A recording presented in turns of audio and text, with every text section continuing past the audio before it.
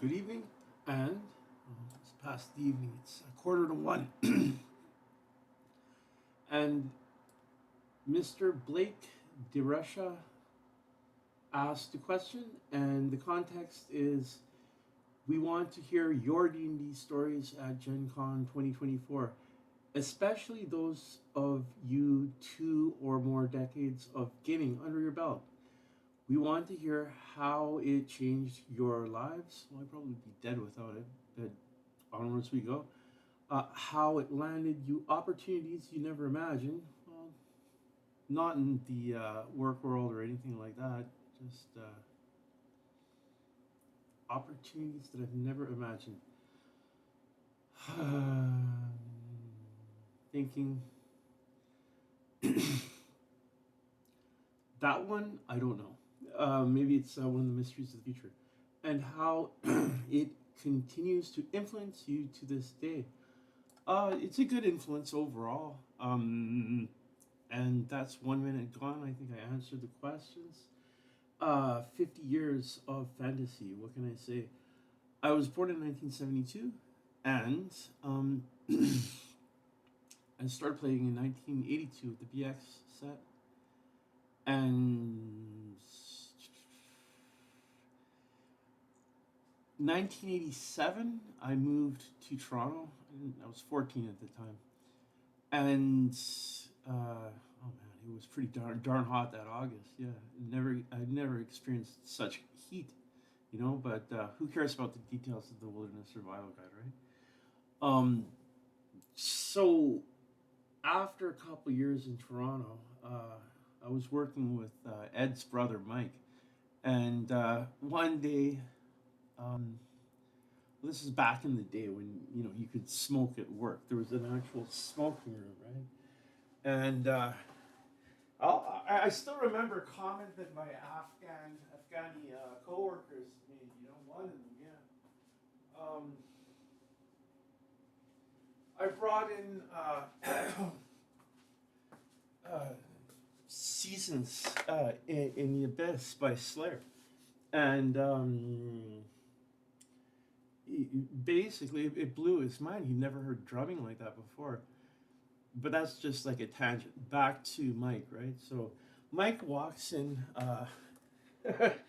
with this book um, one day, and I'm in the smoking room having a smoke, and I was like, "Oh, hey, you play AD&D? That's great." And then so we chatted a little bit, and then he said, "Oh yeah, my brother Ed works at a library not too far from here," and Mike with the last name Greenwood. So I kind of put two and two together, and I was like, "Hold on a second, Ed Greenwood, that's the name of your brother." And he was like, "Yeah, he writes articles in Dragon magazine." And at that point around there, it was like my jaw just fell down to the floor. Must have been, I don't know, 14, 15, 16 at the time, around there. So when I got into high school, the first one was York Mills Collegiate Institute, and there were like a lot of neo hippies there. So that was an influence, for better for worse. In the long run, honestly, I think it was an influence, for the better. The lesser trinity of the hippies, peace, love, and nature, is the greater trinity of the hippies. You don't even need the lesser trinity, which would be, of course, weed, shrooms, and LSD. Yeah. So yeah, it's all right, but as much as I think the Grateful Dead are cool, they were just not heavy enough. I was into the hard and the heavy, hard rock and heavy metal. So I went to another school where there was more of my kind there, and Ed's library was like a 10-minute walk to the north, right? So thank you, Ed, for putting up with all my Forgotten Realms questions over the years. Yeah, he's a great guy, and I'm very lucky to have known him. I guess he was an influence. I went in the college years to study library and information technician diploma program, but I never finished it. Um, So yeah, it was take some time to go 5 minutes, 5 minutes to visit, or 5 years down the road. That's what I'm trying to say. Yeah. Um, I need some beer to help me think. Thank you to the people of, uh, I'm guessing Poland. Mm-hmm. Kozel Dark. Oh, it's the Czech Republic. Okay, so thank you very much, and for making this. But this one's past the best before date. It's 1874. Man, it's been hanging around for a long time. Oh well. Yeah, stale beer is better than no beer, I think. Yeah. Anyway, so I've taken my beer break, and so I was living in this bachelor pad. I was working and doing like political phone surveys or something like that. They were definitely phone surveys of some kind, and yeah, so working, paying rent, sleeping on the couch, and I was running a T1 to 4 the Temple of Elemental Evil campaign. I gotta drink my beer. Hold on a second. Foam. And we were playing with miniatures, so I had a Chessex battle map. The days I would spend in the kitchen on my hands and knees, not doing chores, but actually just working on a giant poster map of the city of Verbabank.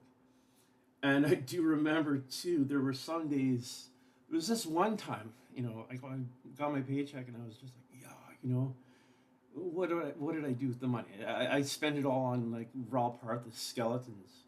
And, well, I didn't eat for a while. But that's what I did.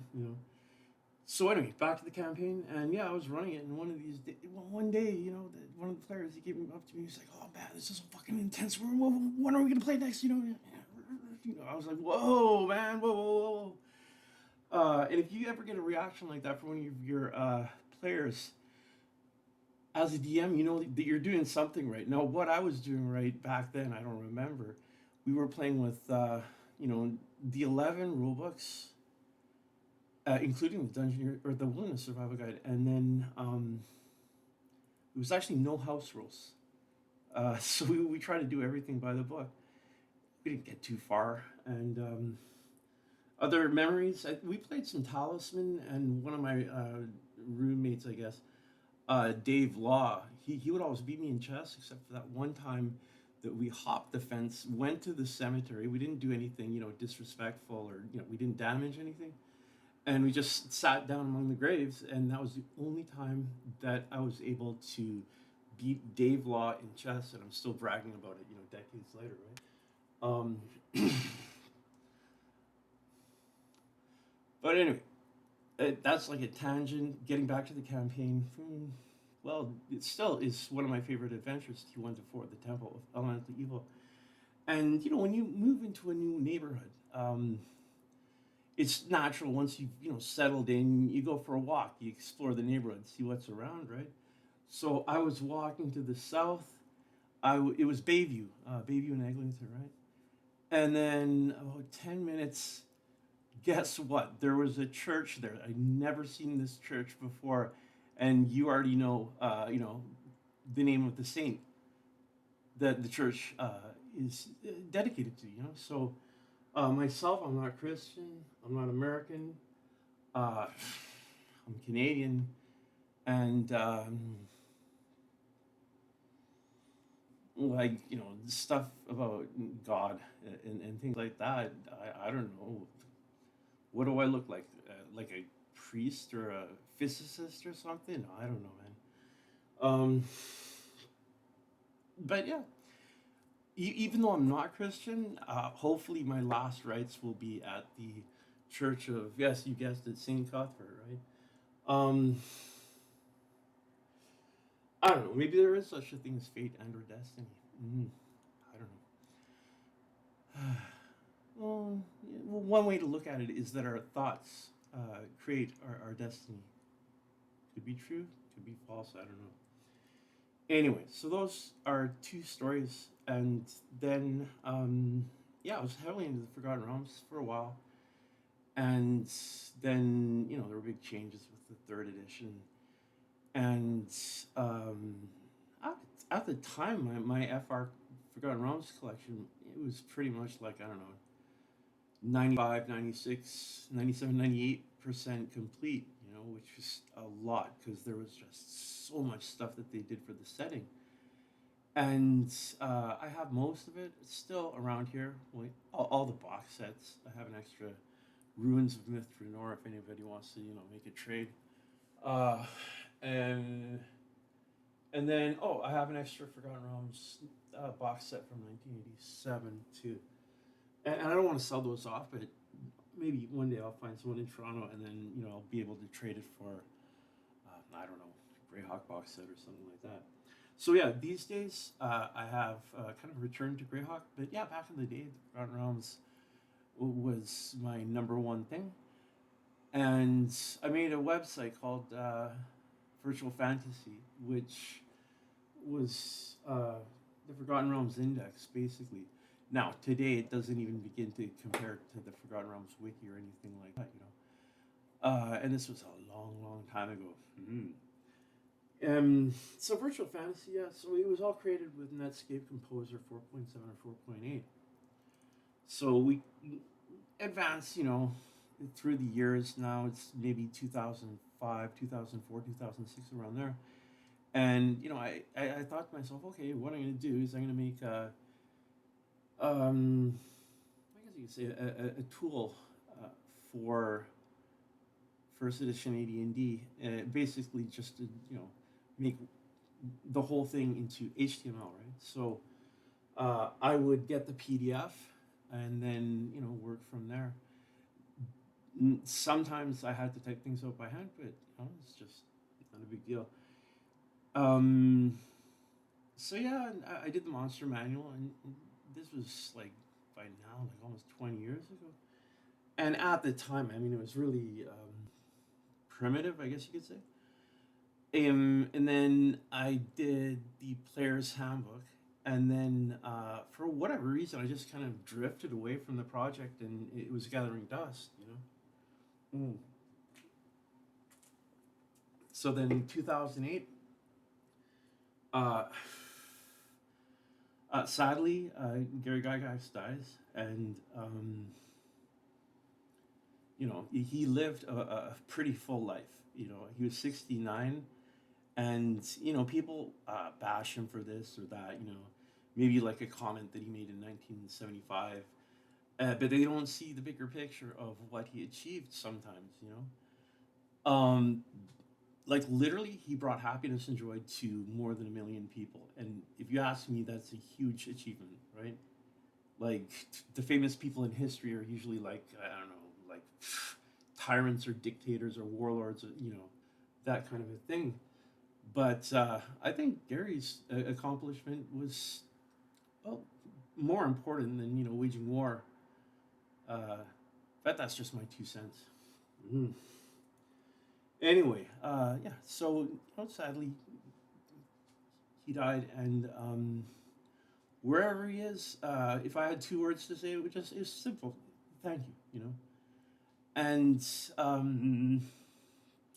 at that point, I was like, okay, I did like a quarter of the HTML DMG. So what I'm going to do is I am going to finish it as a kind of tribute to Gary, right? To this day, I'm not satisfied with what I've done with the Dungeon Master's Guide.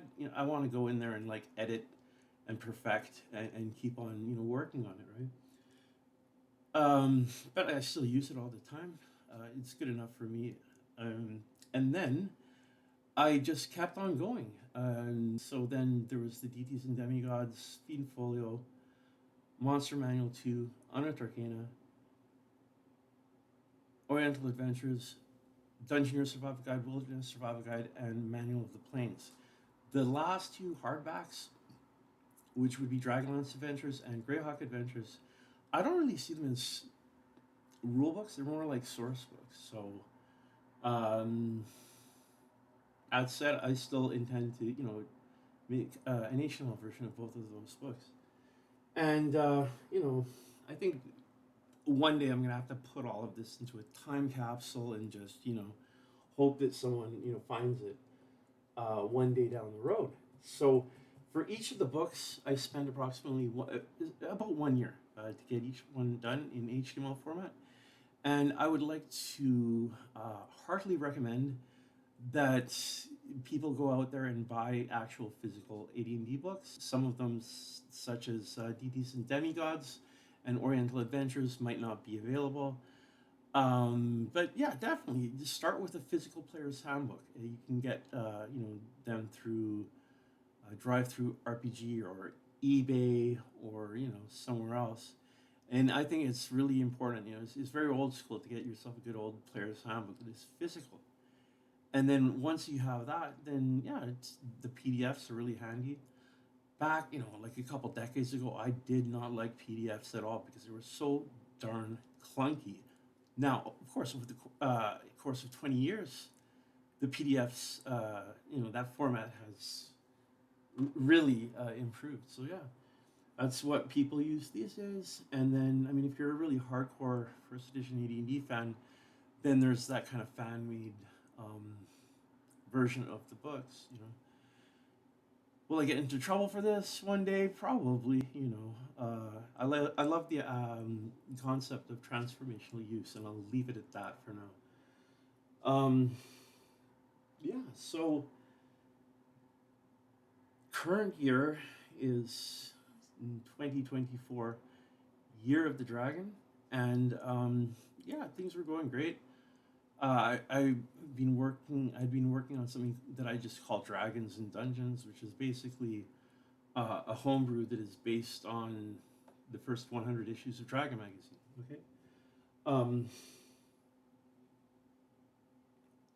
I almost would present to you the sources for Dragons and Dungeons, but that would mean that I would have to get up off my big fat lazy butt.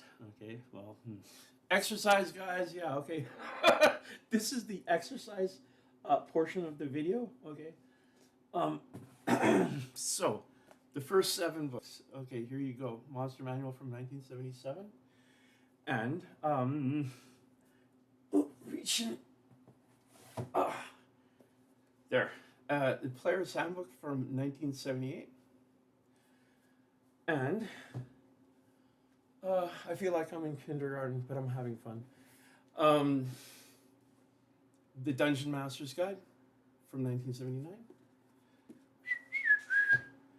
The controversial Deities and Demigods from 1980.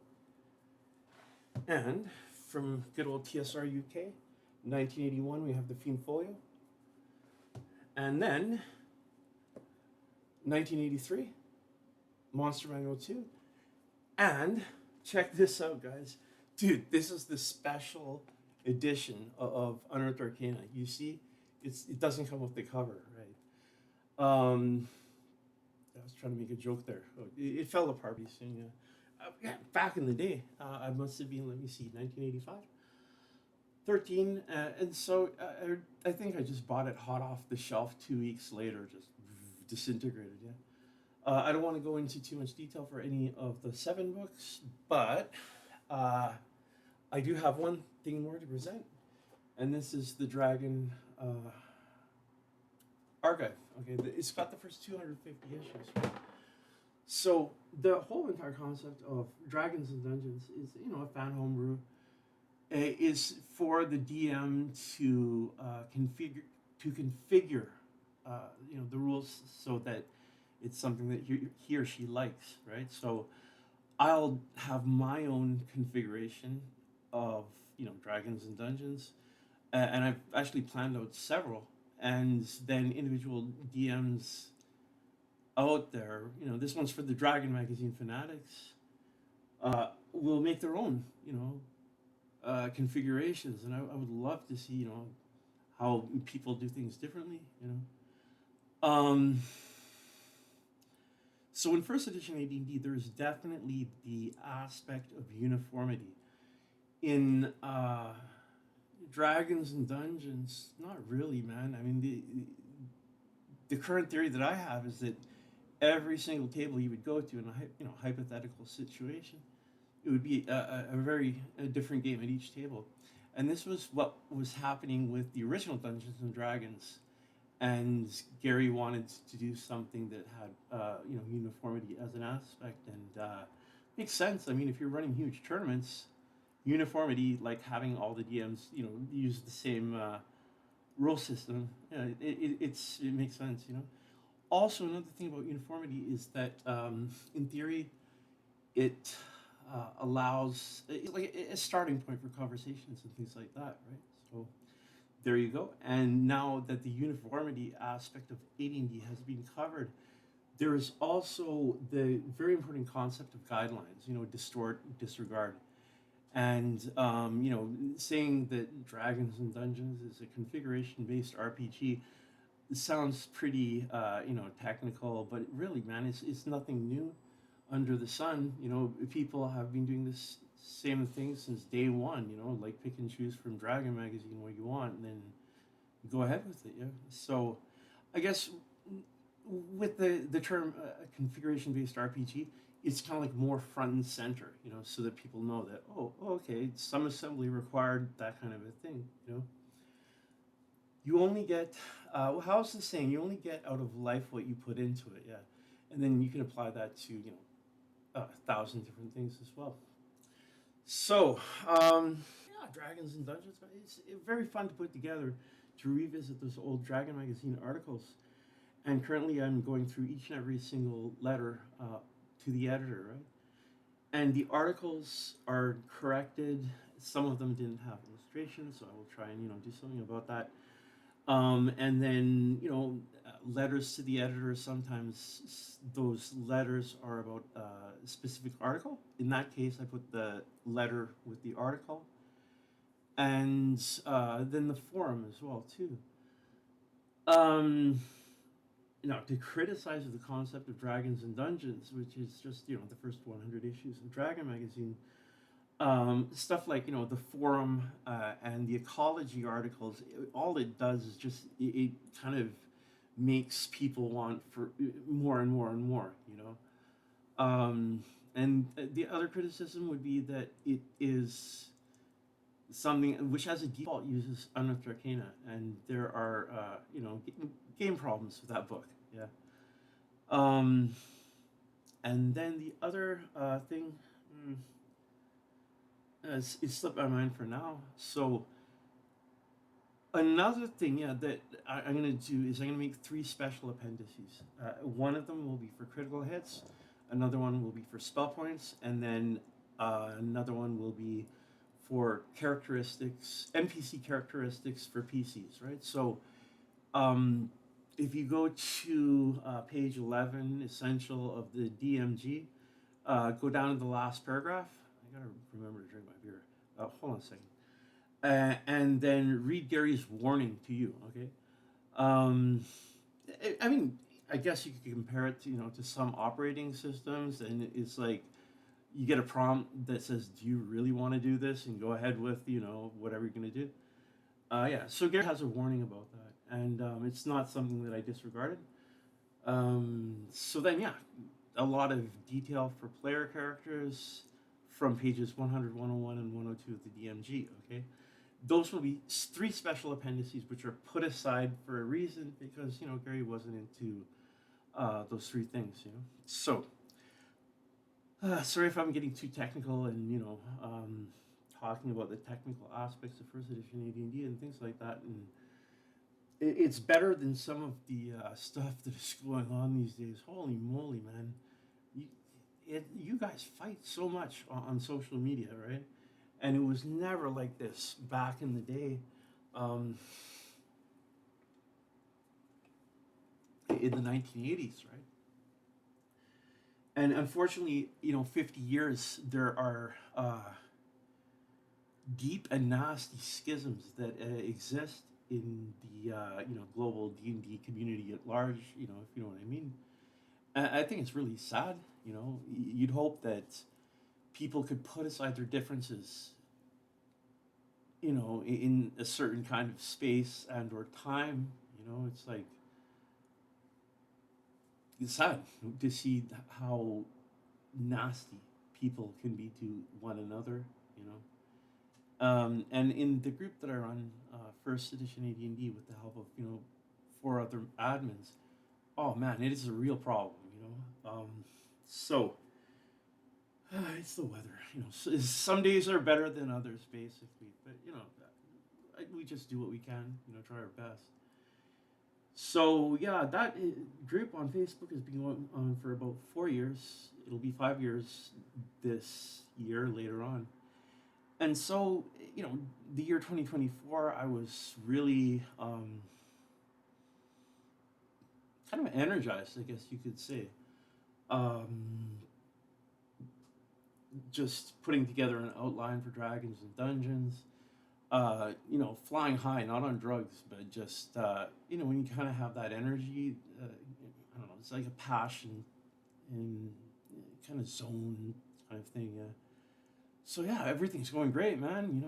It's like, okay, yeah, they're gonna have a celebration on the 27th of January, and then uh, I got the news that my best friend of 20 years, she died. Right, so that hit me really hard, and big thanks to the admin team for your support and understanding, and as well too, to some people in the community as well. It was always my intention to come back, but I needed to take some time off to grieve. And the thing is what I'm going to do is I'm going to dedicate Dragons and Dungeons to my friend Celeste. Um, she was born in 1976 in the year of the dragon and died just a little bit before the 2024 year of the dragon. So yeah, I thought it would be appropriate. She's a dragon in the Chinese zodiac. So that wasn't easy, to deal with. Um, so weeks and months went by, and somewhere along the way, I regained my sense of humor, and I'll say it. I think that D&D and AD&D gaming actually saves lives. It was back in the 1980s. There was this bullshit going around that, oh yeah, causes people to commit suicide, that kind of thing. No, absolutely not. That's one of the most false accusations of the game.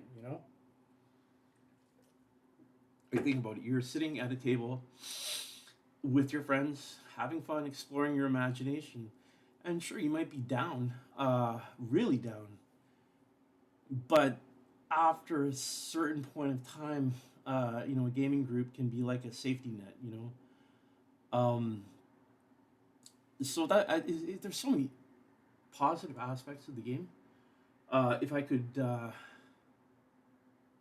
maybe criticize the D&D gaming scene, especially from the 70s and the 80s, um, it's just a really bad diet, chips and pop. So instead of chips and pop, what I recommend, for everybody here, have a smoke and drink some beer, right? So um, that's my hypocrisy, sorry. Mm-hmm. And I have coffee awaiting me. I think they form kind of like a trinity. Now I'm being a bad influence on people, tobacco, alcohol, caffeine. There you go. But yeah, I mean the lack of physical exercise, and I'm in that category too. Like I need to lose some weight, definitely. That would be my main criticism, is that if we are sitting around at a table for decades, so the physical health of fellow gamers, I think that is a very important thing to think about. But what can you do? Like the ultimate hypocrisy. I'm gonna light up a smoke soon. Other criticisms of the game. Well, what Wizards of the Coast is doing these days. It's a new generation, new imagination. I always say that. My attitude towards the new generation of D&D fans, fifth edition D&D, I think it is. It's basically, listen, if you're having fun with your friends, exploring your imagination, then more power to you. And I totally mean that. I've said it probably like, 1,000 times before, right? Us old school guys can't really expect the newer generation to get into, say, original D&D or advanced D&D, the D&D and AD&D of the 1970s, right?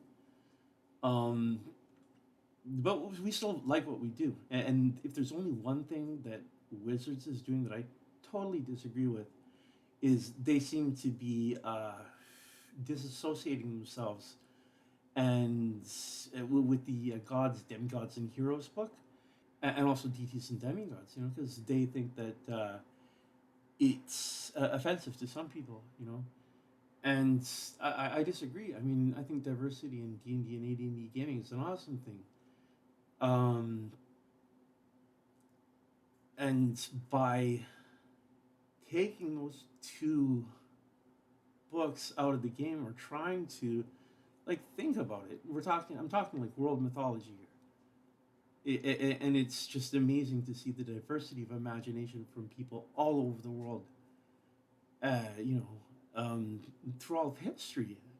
So by saying, oh, no more gods, demigods, and heroes, no more deities and demigods, it's kind of like, oh man, that was a great opportunity for diversity that you just passed by, you know? Uh, so I think they kind of shot themselves in the foot with that.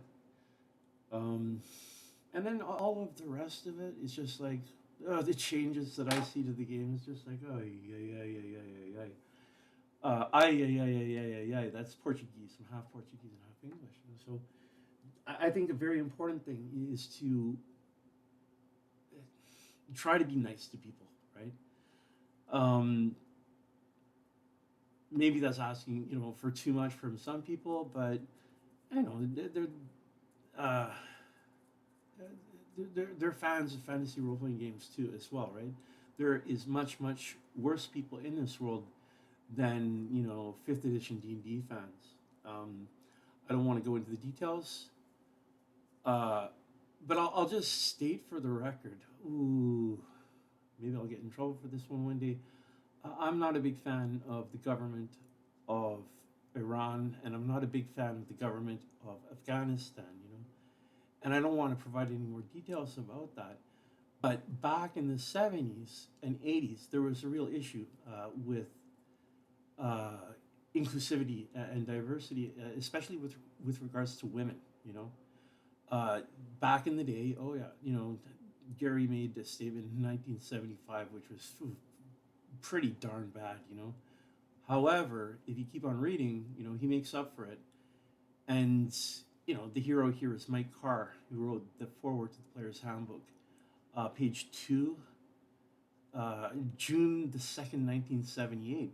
And literally, he's talking about diversity there with an emphasis on somehow bringing women into the, D&D, AD&D hobby, that kind of a thing. Unfortunately, the misogyny or the presence of, macho men or male chauvinist pigs or whatever like that, that was a problem back then, from what I've heard from Darlene. And now looking at the game in the year 2024, you know what? There's some things that have improved. The feminine imagination, I think, is absolutely essential to the genre of fantasy.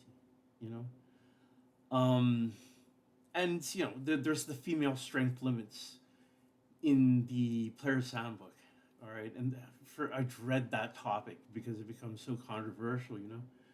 And it's like, I think women and girls of the 21st century are facing much bigger problems than some stupid fantasy game that was written in the 1970s. That's my 2 cents on it, right? And other than that, what can I say? Um, yeah, the deities and demigods and gods, demigods, and heroes, especially deities and demigods, it, they are based on world mythology, of course. And with world mythology, we see uh, the concept of the divine feminine, you know, and I think that makes up for the female strength limits in the player's handbook, right? So further, that Led Zeppelin song, "The Battle of Evermore," right? To bring the balance back, and historically, the last how long has it been now? What, 2,000 years, 3,000, 4,000? Let's say 2,000 years at least, and the status of women in many different societies around the world has just gone down, down, down, down. But you can't, you can't keep a good woman down. Um, and I'm happy to see in this world, in my own lifetime, that uh, you know the divine feminine, or the goddess, or the many female deities, however you want to put it, she's making a comeback, a big one, which is hopeful, I think, So anyway, yeah, I defend, I'm kind of jokingly, I said, before, yeah, I'm the defender of certain rules in the core of the game, including female strength limits, and I'm going to get in trouble for that, one of these days, yeah. But yeah, some things have got better, in the gaming scene, and some things have got worse. And the absolute worst thing is all the infighting that is going on, and definitely there is a political undercurrent to it. I'm sorry to say, I don't want to go into the details. And another thing that I'm reminded of is there's a couple major world religions that for more than 1,000 years they've been at each other's throats, and that's an aspect of politics as well too. I wish that everybody could just get along and like learn from the past. Like, okay, you know, Dark Ages, Middle Ages. Ooh, do you really want to go back and live in those times? I think the Dark Ages must have been a really brutal time overall in history. But I don't know, man. In terms of history, D&D and AD&D. Well, AD&D definitely covers four main eras, with thanks to Dave Cook and the second edition Dungeon Master's Guide. Ancient World, Dark Ages, Middle Ages, and Renaissance. Okay, and if you're creating your own world, what you can do is you can have different level differing levels of technology. So one nation state might be medieval, but then if you go halfway across the world, there would be barbarians living in the forest or something like that, or the plains, or and barbarian is not a slur or an insult of any kind in the context of D&D and AD&D. Yeah. So, uh, is there anything else that I can say? Um, 2 days ago, man, I had a new experience having a gun pointed at me. There were four guys in a car driving by, standing at the bus stop. And the area of Toronto that I live in, man, it's getting worse and worse every day with things like that. Guns and violence and killing. And what I believe, to be respectful to people and to mind your own business. Yeah. But that moment, it's strange that I wasn't scared at all. But that sound, right? And then it was aimed right. I thankfully didn't pull the trigger, but I got the message that, well, yeah, all right. So what I have to do, my stuff to do list, is just in case. You never know, man. Uh, just in case I die, tomorrow or the day after, to put my affairs into order, and a part of that is to get all of the archive, the files, the HTML stuff into someone's hand, and then I have this massive D&D collection. I don't know, maybe put it all in a U-Haul van, drive down to Lake Geneva, and just distribute the stuff. It's the first edition AD&D group that makes it there, yeah. Or something like that. Just first edition AD&D fans in general, yeah. Or maybe put it in the library. And now I'm just thinking about something. In the USA, there's the Library of Congress, And I sure hope that there's a Gary Gygax room, somewhere in that big library. Hopefully like 10 levels down below the surface, that kind of a thing. Um, but yeah, there's a lot of kind of nastiness going on these days, and people are not nice, to one another. I know I'm repeating myself, but if there was one big area where we could all try and improve, is to be more tolerant of other people, who like different forms of the game, and hopefully things will get better in the future, and that thing in North America, people don't respect elders like they do in say Japan or something like that, right? So yeah, sure, maybe the young kids are making jokes about us. I'm not old, I'm middle aged, and it's just like, well, you got to grin and bear it sometimes, right? Um, and you know, is there hope for humanity in the future? No, I don't think so. Um, with a couple exceptions, a couple of times I've seen, young people, teenagers walking around with a Led Zeppelin T-shirt, right? And at that point, I know, well, wow, that's hope, for the future of humanity. Yeah. Well, one of them, she had a skateboard too, and yeah, there you go, right? So to end this, well, if I get up on a soapbox by now, what's the harm done? Maybe I'm just like a messenger, a relayer, and if I had some message to give to you, it would just be, the greater trinity of the hippies. Yeah, love, peace, and nature. Okay, so there, I've made my statement, which might be quasi-political. I hope not, but what can you do, right? Miss Mountain Hop. Hmm. Thanks. And then, for D&D, another trinity would just be, fun, friends, and imagination. That can apply, to any form of the game. The whole entire thing of, the subtitle that we have now. I'm reading it off the screen.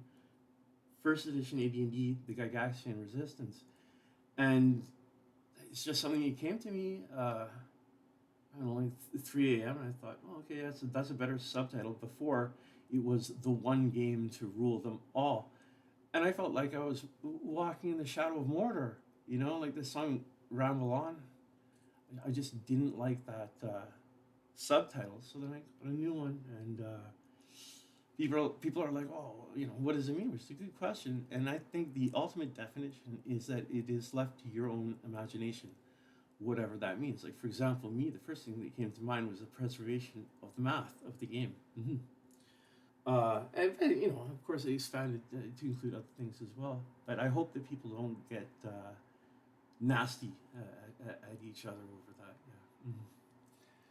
So, that said, now I can look forward to uh, taking a break from the admin chores on Facebook, and I'm just gonna enjoy, reading people's comments about the 11 uh, books, for first edition AD&D. Major shitstorm went down, in the last 48 hours, right? So I thought to myself, well, okay, people in the first edition AD&D group, they're getting pissed off about, all of this uh, infighting that goes on, the political stuff. And I totally understand where they're coming from. So to help the group, what I did is I made 11 posts in the afternoon, and hopefully that will bring people back into play, if you know what I mean. To be in harmony with the purpose of that group, which is first edition AD&D. A little bit of OD&D from the 1970s and a little bit of second edition from the 90s, around there. Okay, yeah, I think I talk too much sometimes. Let me look at the numbers. 44, 30, 44 minutes. What I'm going to do is I'm going to hit the off button at 44:44 if I can. Okay, time waits for no one. Mm.